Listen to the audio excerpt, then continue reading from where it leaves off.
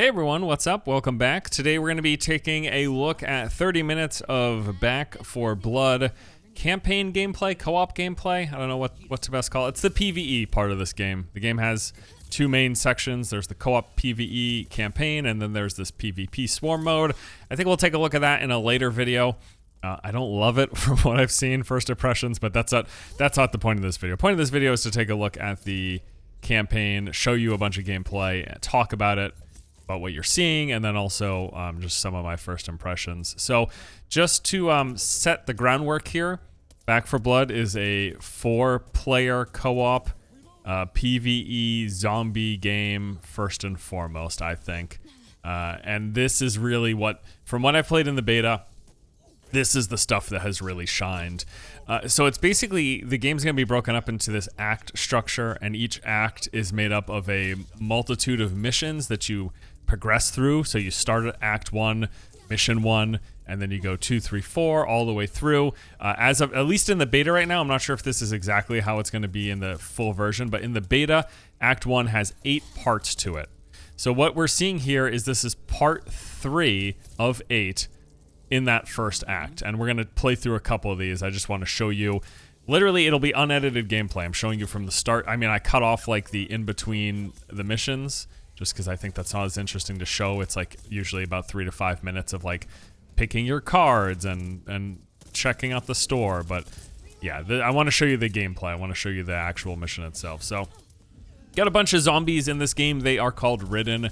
You got the basic ones that run at you, the shamblers, the common type, and then you've got these specialized ones like these tall boys with these big club arms, and they've got a weak spot in their shoulders.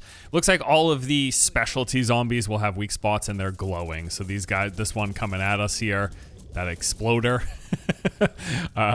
he explodes, and he's got a weak spot right in his chest. Those guys are really a pain.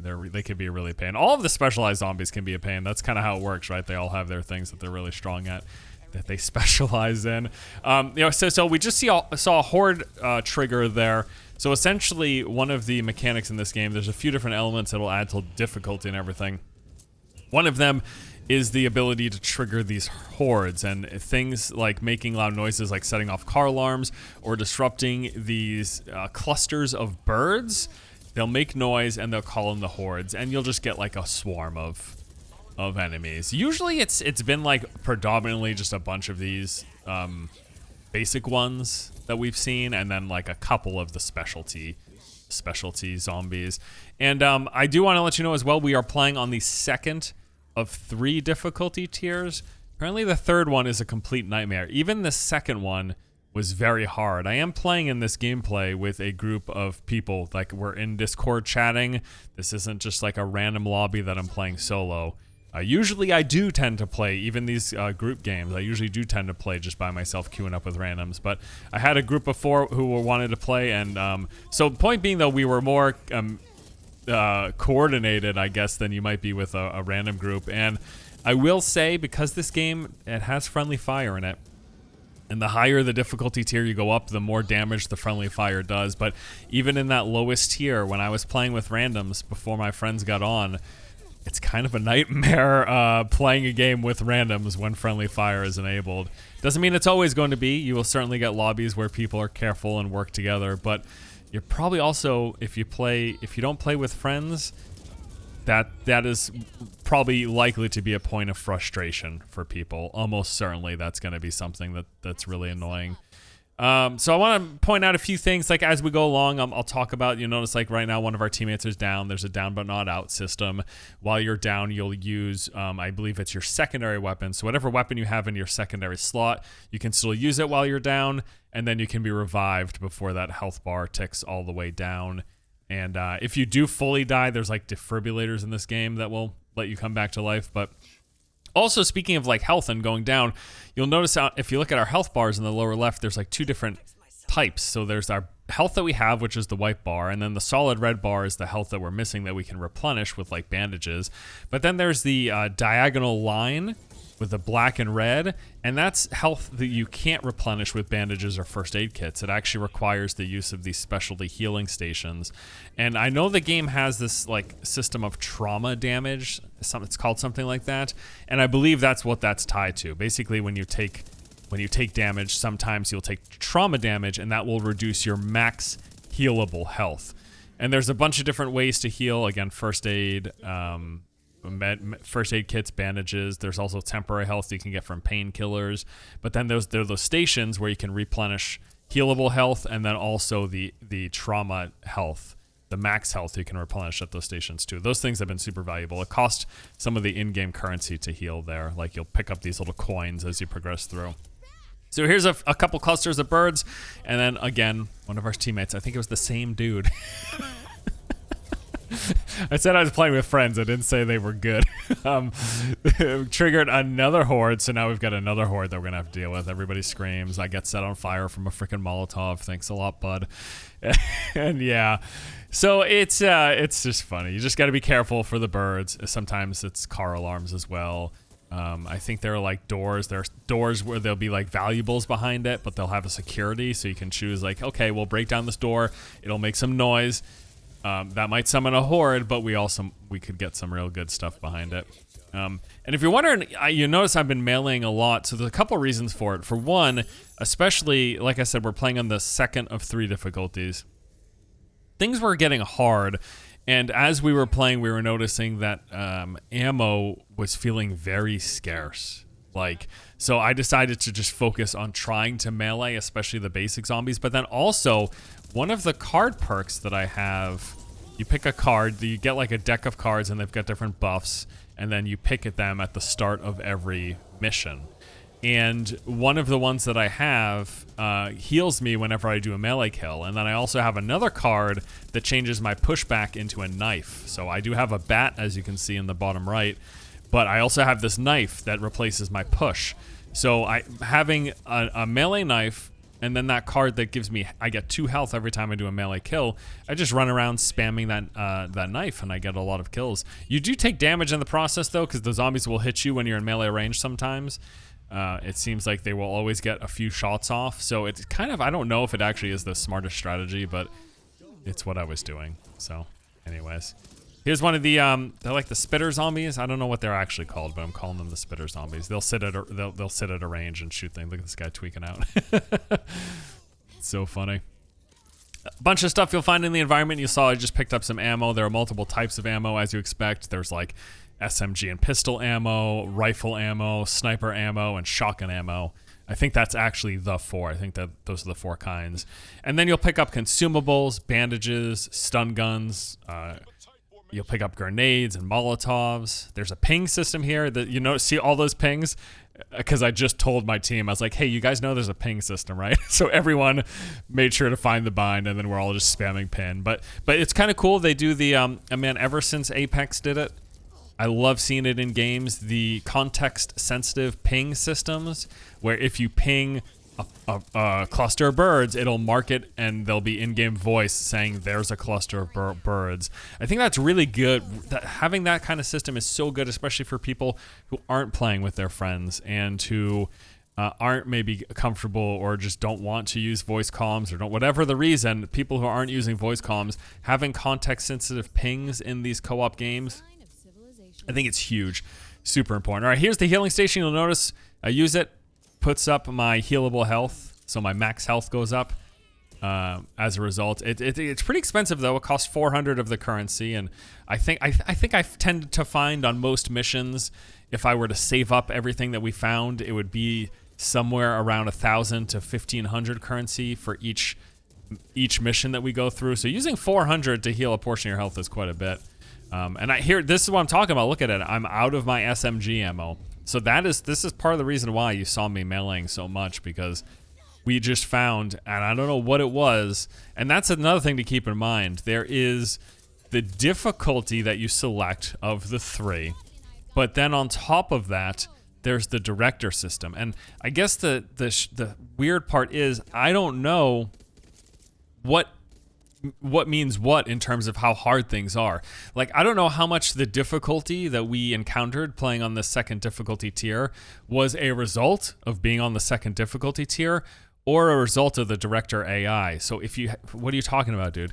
There's a director AI system in the game that basically will modify the difficulty based on how you're playing. So if you're playing well, it will make things harder. So I don't know if, like, maybe because we're being super efficient and getting a lot of kills without using a lot of ammunition, you know, like say you're getting a lot of headshots or you're doing a lot of melee kills like I was doing. I don't know if that results in the game dropping ammo less or if it just is a direct result of the difficulty. So there's still some things I don't know. You know, I'm putting this video together after about 5 hours of playtime. I'm starting to understand things, but I don't know all the intricacies, of course. This isn't a review. It's like first impressions and a walkthrough. You guys know it's in the title. I explained it at the beginning. But yeah, so I guess the ultimate point of what I'm trying to say, though, is that it's hard for me to tell if, like, ammo is super scarce because the director made it that way or because we're playing on the second difficulty tier. I don't have the answer for that. I don't know the specifics, you know, but... And the ammo was scarce, so we were mailing a lot, and I found that we were running out of ammo, even though I was trying to use it sparingly, and even though I was trying to only go for headshots or weak point damage shots. It's just how it is. You'll have seen me interact with a bunch of different weapons on the ground. There's a couple things I like about this. I like that the character does the little hand reach out when it tells you you're able to interact with something. I like that they show the weapon. There are weapon tiers, like rarities. The higher the rarity, the better the damage, the rate of fire, whatever. It just gets better if the rarity is higher. But there's also an attachment system on the weapons. One thing I will say I don't love about the attachment system is I couldn't find a way to remove an attachment. So if I say I've got a green rarity weapon right here, right? My my Uzi or whatever. If I found a blue or purple one, or however high the rarity goes, but it didn't have these attachments, I couldn't find any way to remove the attachments from existing weapons. And then one thing as well, you might have been wondering this whole time, I can't believe I haven't brought it up yet. Yeah, that's like a 4x scope. That's like an ACOG or something on my Uzi. Not preferable. I picked it up not realizing what it was at the time. I just found the attachment on the ground and I picked it up and it automatically attached and I couldn't see any way to remove it. I'm pretty sure I tried all the basics. I moused over, I tried like left and right clicking, because if you hit tab, it pulls up your inventory and it shows you your weapon and the attachments as well as what you have for ammunition and stuff. And I've tried what I would assume were the intuitive ways to drop the attachment, and I couldn't see anything. There might be something there. I'm not saying there is nothing. I just couldn't on the go see something. Maybe if there is, I hope I figure it out, because yeah, not ideal that I have an ACOG on my Uzi. It's not. I would prefer no scope. I would prefer the iron sights 1000%. Okay, so we are progressing through. As I mentioned, there is, here you can see my friends shooting while they're down as I'm rezzing them. Something that you might be able to take advantage of, by the way. Quick aside, when you are down and you're firing with your secondary, infinite ammo. It doesn't use up your ammo reserves. So that seems like it could totally be a viable strategy where if somebody's down, you just let them unload without the fear of running out of ammo. And just, yeah, there's just that, simple as that. So yeah, we're progressing through. We had to drop the freaking, what is it, gravel or something, so that we could climb up on the train. Doing that called in a bunch of hordes of enemies. And that's basically how everything goes. It's all pretty linear from everything we've seen so far. It's relatively linear. There are some areas that are more open-ish, but it's within like a linear flow. So you'll go through some variation of corridors. Maybe it opens up slightly at certain sections. One of the later missions that we're going to take a look at near the end of this video does show a part that opens up a little bit, but in general, yeah, it's very linear. You start at one point in this like safe house, you go through till you get to the next safe house, and you just keep on going. I gotta say, within the segments, there was like narrative flow. Like we would go from one safe house to the other, and then we would pick up at that safe house as we went to the next. That all made sense. But when we got to the second tier, which is what we'll be looking at the end, I don't know how we got there. So I don't know if when the game launches, if there is a story that's going to take you as you go through the acts, the first cluster of 4 missions in Act 1 to the second cluster, we just appeared in a new spot. I don't know how or why we were there. So I do wonder if when the game's finally out, if there's going to be some cutscenes or just some way to tell narratively. I did just drop some currency from my friend. They didn't have enough to heal. So you can drop stuff. You can drop either in like segments of, I think, 100 or something, or just drop everything you have from your ammo or your currency in that inventory menu there. You notice like we're not just like blitzing it over the train here. There were periods of time where, because things were hard and ammo was scarce, we were like, let's just chill for a minute and do some scavenging. And that's exactly what we were doing there. That's why we weren't just running over, going straight to the next section. Because you could certainly, this first one that we're seeing here, it's taking us about 15 minutes, a little bit more. You could certainly go faster, but we were just we were pacing ourselves. We were trying to make sure we were fully equipped, because everything that you have, you carry between missions, right? So at the end of this mission, everything we have, our health, our ammunition, all of that's going to carry over into the next. So we're not just blitzing through because we want to make sure we've got as much ammo as possible. We find new consumables, we get attachments, everything. We find more currency, because that's really big, because in between, when you get into the safe houses and you move on to the next mission, you have an opportunity to buy some ammunition, to heal yourself up, to buy attachments. Here's one of those security doors. I smack at it, and then it makes a lot of noise. And it was kind of weird, though. I was expecting that to call in a horde, but nothing really happened. I think like a couple of basic zombies showed up, but there wasn't even any of the specialty zombies. You saw I just picked up an attachment for my Uzi, the butt. There's special cards you can buy in some areas. So that was a card that would have given us a team buff if someone spent, I think it was like 500 coins or something on it. And yeah, this is the end of our first mission that we're taking a look at. So like I said, this is mission number 3 in Act 1. And now we're going to go on to mission number 4. I assume a lot of you have seen this mission. This has shown up on a lot of the promotional material, but this was actually a really smooth run through. So I really wanted to show it to you guys. All right, so here we are in the safe house, and we're gonna blitz our way through. This was really good. I really like this. And can I say, just in general too, I really have been enjoying myself. This PvE part of Back 4 Blood, I think, is really fun. I am much less impressed with the PvP, which is a shame, because I really like PvP, and I like the idea of asymmetric PvP games. There have been some in the past that I've played. Obviously, the studio's prior attempt at that, Evolve, didn't end up turning out so well, which is a shame, because conceptually, I think these kind of games can be really, really cool. You know, like the Aliens vs. Predator kind of thing. I like the idea of like 2 different sides with different types of characters, you know what I mean? And it's not just humans versus humans with guns. It's not just a regular old FPS deathmatch. So, but the PvP, which I might touch on in another video, I've not been super impressed with early on. The maps are very small. There's a ton of downtime. It just hasn't been super interesting to me. But anyways, another topic for another day. So we're gonna make our way through. Again, it's all fairly linear. You move from point A to point B. What's our mission? What's our objective right now? It says escape across the bridge. So we just have to clear out the zombies in this little cluster here, and then make our way across the bridge, and then we have the big grand finale of this first cluster missions. It's so cool.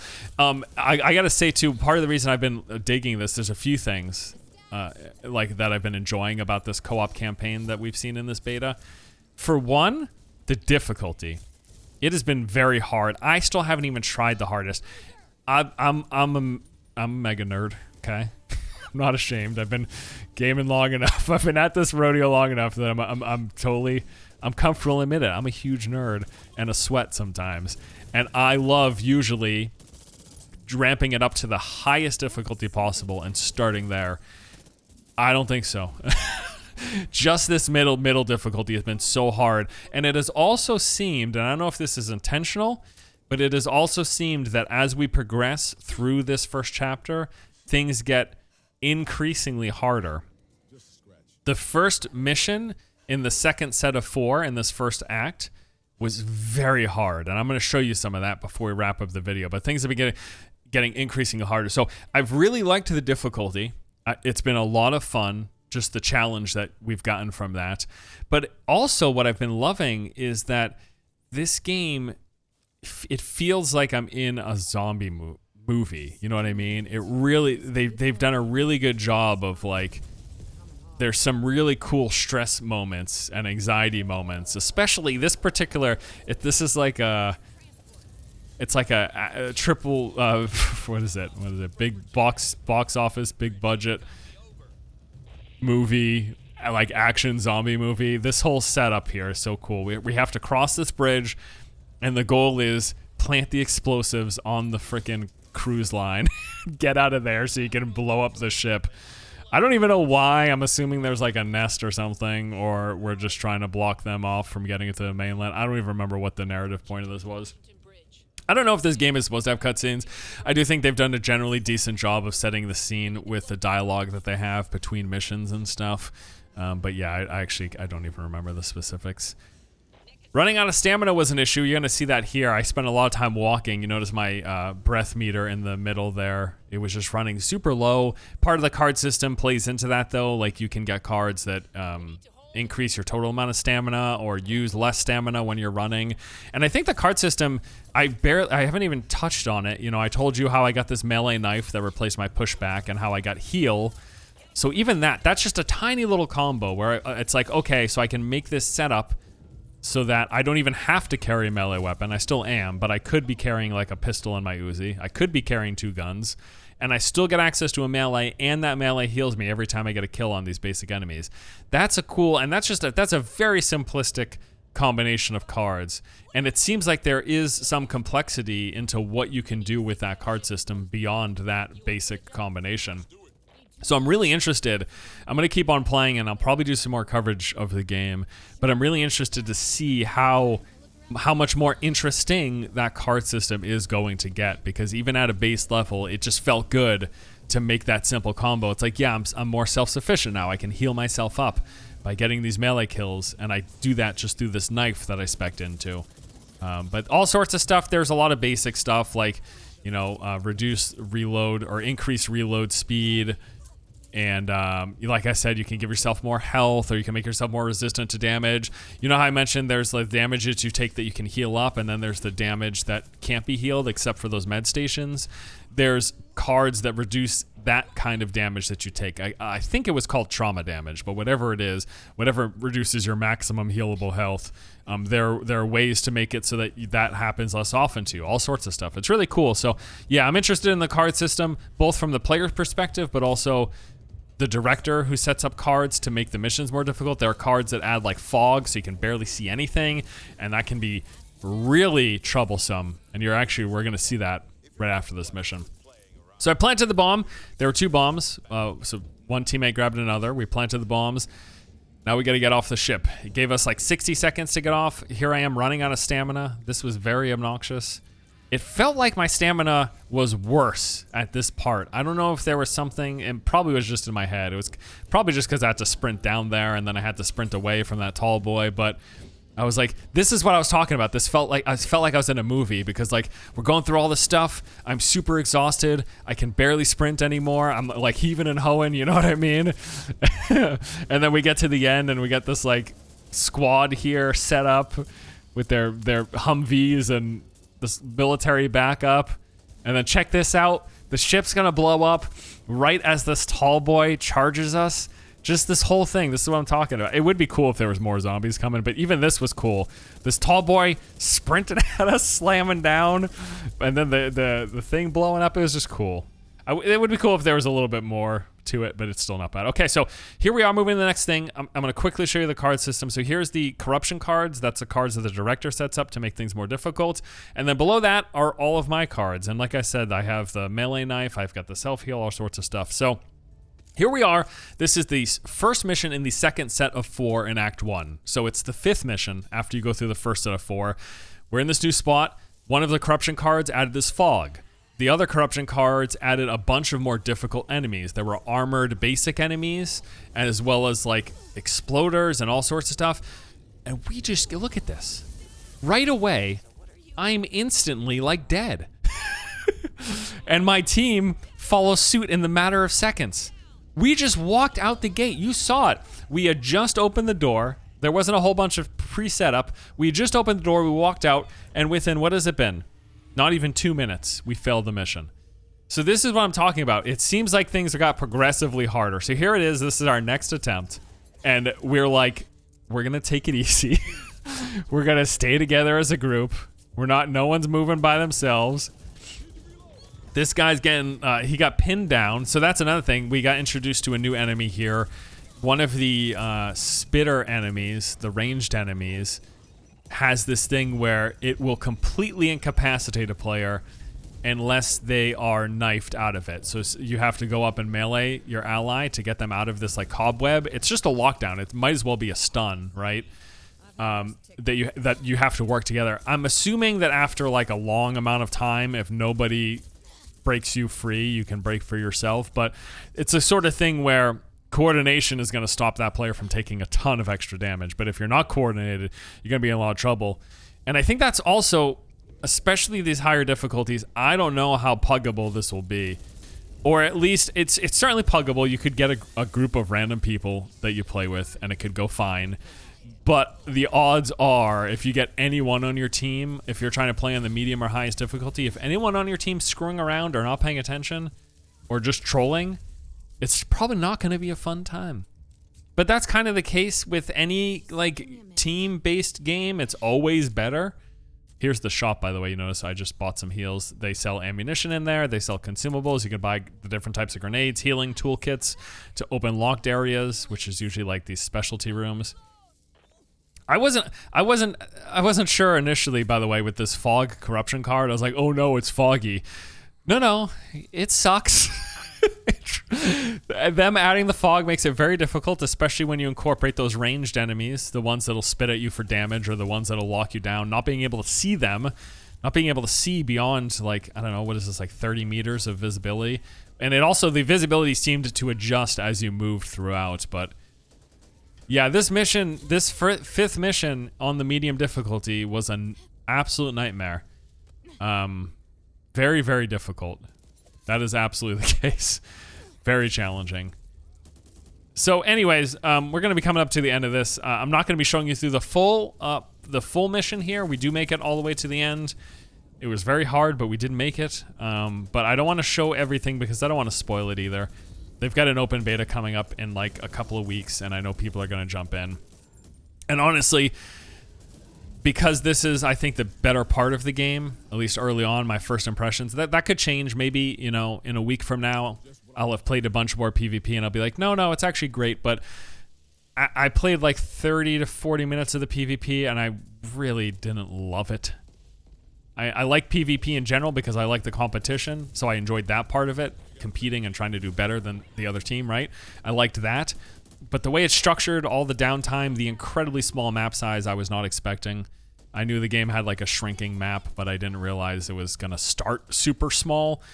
But regardless, I'm also coming into this, I should say, as a bit of a fresh perspective, I guess, because I don't have the Left 4 Dead hanging over me, because I probably played it at some point, but I don't remember. It's definitely not a game that I'm familiar with very much. Like, I know what it is, but I don't have like a huge nostalgia for it. I didn't play it a ton, if at all. I don't even remember, so maybe I didn't play it. I think I might have played it for like an hour at some point. Anyways, point being, this is, I think, the better part of it. This is the part that I've really enjoyed. It's not perfect.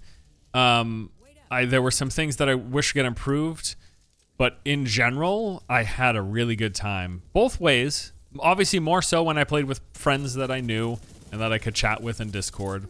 But I also had fun early on playing with randoms. I think it's been exciting going through the campaign, going through the flow, seeing like the surprise bosses pop up. There's been a few of those so far that I've seen.